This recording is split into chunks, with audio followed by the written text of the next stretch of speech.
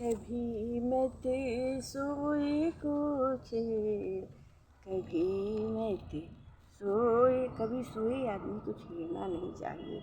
जो सो रहा है मन पे परवाह, उसे सोने दीजिए। सोने वाले को कभी मत छेड़िए। जो मन बेपरवाह सो रहा, उसे न हरगिज छेड़।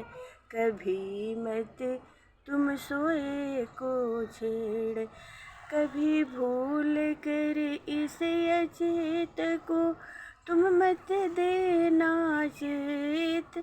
इस पापी की बड़ी बुरी है प्रकृति धारणा नेत। अरे गज गया नाहक कोई लग जाएगा फिर।